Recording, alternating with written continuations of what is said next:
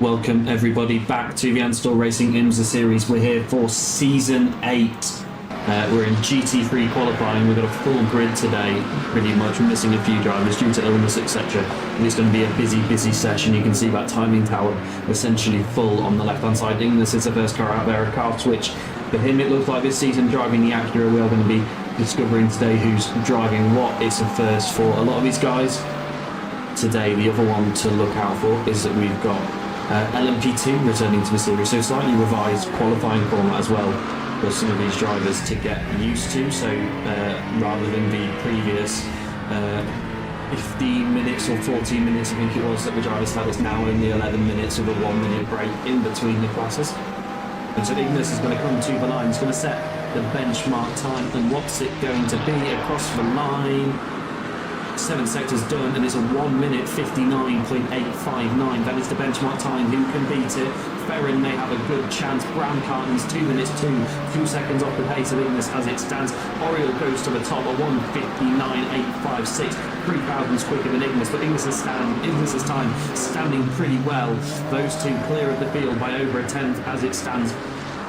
Lots of green sectors out there at the moment. Cinnabon just come across the line to improve. Wow, up to a mighty 10th place after not having previously set a lap time. And look at that, top 14, all within less than a second of each other. We've got a couple of stragglers at the back as they get used to this qualifying format, but I'm sure that won't be the case in the race. Ferrin then to come across the line with a pretty good lap so far. 3 purple sectors, purple lap time to the top by 1/1000th of a second to their teammate, Oriole Holt. Now, the moment that you have all been waiting for. LMP2 back in the IMSA Racing IMSA series.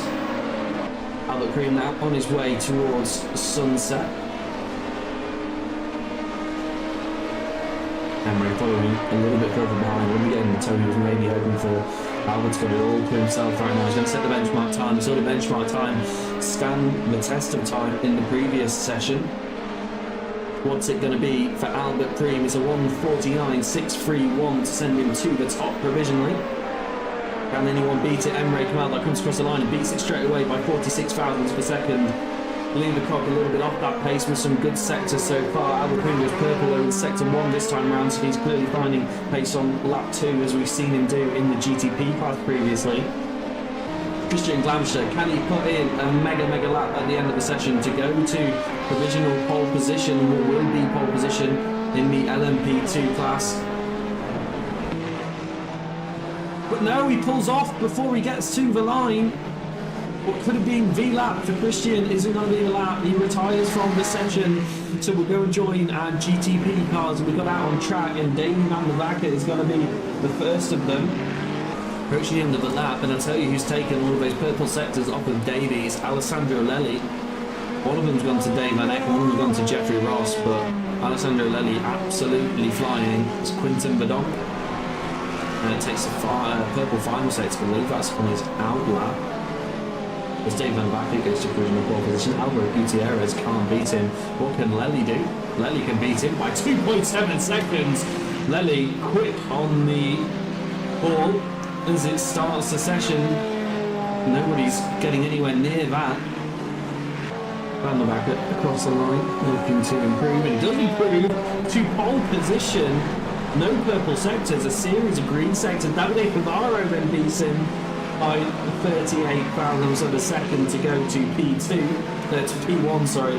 Van der Vacker going all green to put himself there. Favaro goes yellow, green to go there. So, yeah, mega pace from some of these guys right now. Van der Vacker also looking to prove he's got a lot of greens and a lot of yellow. He's about to come across the line. Let's see what it is. Let's follow him along through Sunset Bend onto the start-finish straight. Across the line to start another flying lap as well, it looks like. And it's pole position provisionally by 9 thousandths of a second. Favaro will fight back. Lelli will fight back as well. He's got a purple sector. Favaro to the pit lane now. It's over for Davide Favaro. He will not be on pole position. Alessandro Lelli will be the first driver to take the checkered flag on track. And there's an improvement. It is to pole position by 3/10. Dominant force. I don't think anybody's going to get close to that, to be honest, looking at the timing board. Navarro would be kicking himself he didn't finish that lap because he's dropped from first down to third. Just as a reminder to the GT3, GTP and LMP2 pole sitters, you will be controlling the start of the of your field. We ask the GT3 and LMP2 pole sitters to leave somewhere between a 10 and 20 second gap to the class ahead. And as a reminder to everyone on the grid, the green flag does not start your race. Your race will start when your class leader goes within the start zone. That being said, I hope you have a good race. So Lenny will let the pace car make his way into the pit lane before he decides when to go. I think he's probably going to leave it quite late here, which is going to give a mega tow to all of these cars. They all make their way through the final corner. They're all packed up. Red lights are on, not that that means much. And he's gone with green for Anti-Stall Racing IMSA Series Season 8. Round 1, 3 wide behind the leader into turn 1. Davide Pavaro still running for the DLR cars. Go 2 wide, one of them goes off. Pavaro's going to capitalise on that. Everyone's made it fairly safely through turn 1. Turn 2 is a bit difficult though. Pavaro on the inside of Jean-Paul Seaman. And then they're 2 wide behind that. Everyone's still running as it stands. A couple of people swapping positions further back. We're going in LMP2 there. Enrique Maldar has gone on the green. I'm not sure why we've seen a couple of cars glitch, but everyone's made it through safely on the start. Into turn 1, Gutierrez on the radio. That's because we've got a car stopped earlier on. This Albert Gutierrez is stopped and he's out to the pit lane. That's under investigation already by race control.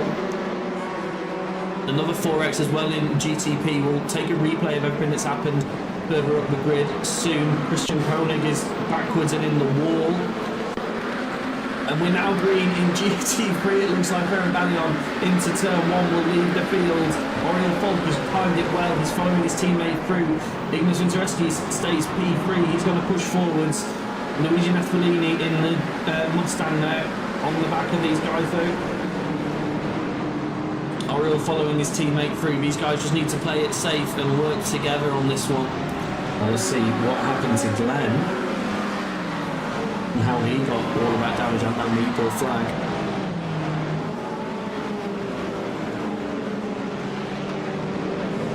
Oh, gets all on the curb and smashes into the wall. It hasn't been off or anything. They caught the GT3s already. We missed the start of this. Apologies. As the 3 leaders are trying to file through together. And I think Dave Van Vack is going to take the inside here, and he is, and they're going to be 3 wide with the GT3 either side.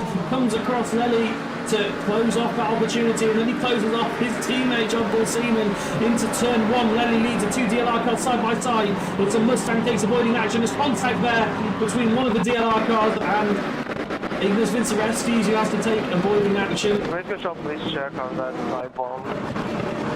Yeah, Vincereski's understandably not happy. He's on the radio about that. And down the inside, David Van der Backer trying to make it work on the outside now with the lead in GTP, and he's going to do a switchback, and he is. They're side by side. There's a little bit of bumping wheels there from these two. Van der Backer now ahead as they go into the corner. Is he taking the lead from Lely? He's capitalised on the traffic. Lely had pulled away a little bit pre-race. He's taken advantage and he's now in the lead. He's over a half a second ahead as well after completing the move. He's done very well. Jean-Paul Seaman's a little bit further back and say run, but mega work there from Dave Van der Backer to take the lead in GTP. Jean-Paul Seaman's got a meatball flag. Jean-Paul Seaman with a meatball flag from that incident there. That's why he's dropping off the back of these two. Over 2.2 seconds now. People see him dive to the pit lane for an early pit stop because he can make it to the end from here with 2 stops, and that's what encouraged in the series. That's what everyone will have to do, and he's going to dive to the pit lane for repairs because that damage was costing him quite simply too much time. James Ebron there looking for the move, and he flashes his headlights. There's a GT3 at James, and Christian is clearly not happy about how they got through. James going to go down the inside into Sunset. Yes, he is. He's going to have all of the track to use. because he's fully ahead as they come out of the corner and onto the back stretch. He's going to give a brilliant toe to Christian to come back at him though, as James ducks behind the GT3 leaders for a moment to get another toe. They go into turn 1 as the GT3s avoid them nicely. That's Ferian and Oriole still battling out for P1, but at the moment it looks like they're just working together to move up as well as they can. That was a mega move from James down the inside of Sunset, and then kept the position down the straight as well. Mega stuff there. It's not over though, because Christian's going back at him momentarily, and he was slightly quicker throughout the whole pit lane than Alessandro Lelli, but Davide Fabaro was massively quicker than him. That's because he just pit stop a lot earlier than them. Oh, and that's off the road for Alessandro Lelli at the hairpin. He gets to the escape road nicely, carries on. He's going to have to serve his slowdown, but that's big advantage to Davey van der Backer. He's going to pull ahead nicely now from Alessandro Lelli. Shows his nose. Matthias goes defensive. Ross goes to the outside. He's going to open up the corner a lot more and get a much better exit, surely. And they're side by side because Matthias gets loose mid-corner. Down into turn 1. Who's going to be ahead? Matthias looks like he's fractionally ahead at the moment. Ross is going to get a better run through turn 1 as he does. He goes wide to maximise the corner, and he's got the outside. They stay side by side on the corner exit. Matthias ahead into the braking zone. That's going to be a massive advantage here. Ross can't stay alongside. Matthias holds on for one more lap. Ross and Whiten back at it again into turn 1 and turn 2. Ross has learnt this time though. He's got the inside, and it's advantage to Ross this time round as Whiten loses a position into turn 2. Clico then got past Marnik Heischer a couple of moments ago. That's Ayrton on the inside in the Acura, and he's going to get past here nicely. Basically a carbon copy of what his teammate did a few laps ago. See Jean-Paul Seaman getting past Marnik Heischer. He went one way around the GT3. Heischer went the other way. Seaman's going to get down the inside here. Then the inside becomes the inside again, and that's going to give him the position. But let's see what happened here. To the GT3 off the road, but that doesn't look to be the problem, and Heischer gets into the back corner of Seaman, who's able to keep it pointing in roughly the right direction. We can see why he's not happy with that. Quinton Verdonk has gone past Avali and all of that as well. Down the inside into turn 2 on the brakes, makes it happen. Oh, and just gets ahead before they get to turn 3, and then they're onto the back of the GT3 leaders now. Massimiliano Laguerre and and Luigi Nespolini, are in the pit lane. So they're on an earlier stop. Maybe that's why they short-stopped the other drivers the previous time round, and there's damage fixed on the front of that car for Nespolini as well, as he uses this quick repair in his last pit stop of the race. I'll tell a lie, he has. So Ferrin, we missed that, but Ferrin has stayed ahead. Ferrin has stayed ahead of Laguerre, so that strategy working out best for Balin, but Ignis 1.5 seconds behind Laguerre right now as they run. Ross and Whiten are fighting out, and Whiten's back ahead. How did that happen? Let's take a look at what we missed in Sunset. Oh, and Ross got all up into the wall. And Whiten's going to try and go around the outside, and he's going to get it done before they even get to the braking zone. Let's go back and look at Glamstavo, because he's all over the back of James Ebram right now.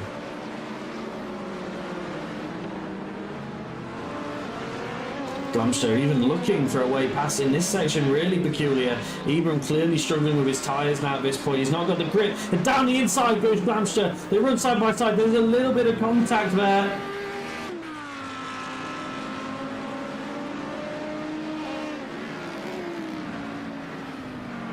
Not sure what's happened with Quinton Verdonk. I believe John Paul Seaman's been off track actually, and that's allowed Quinton Verdonk to get past.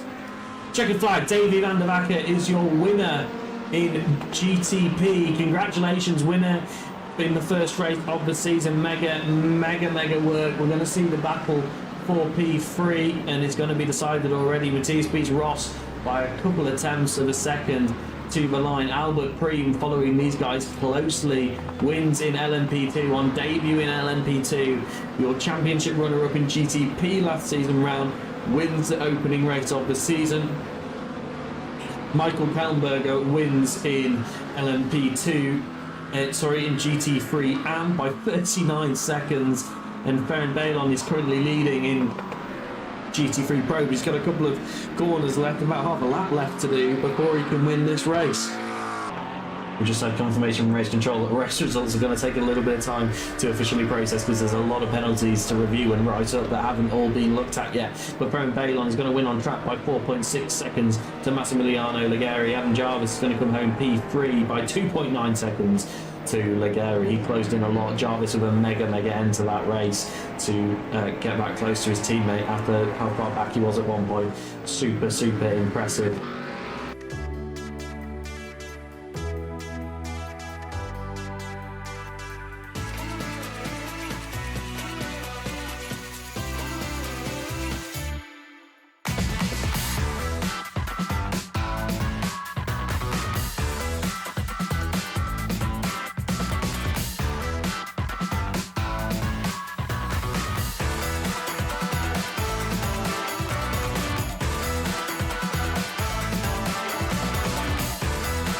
Okay, thanks again to everyone that joined us today, and we'll see you next time.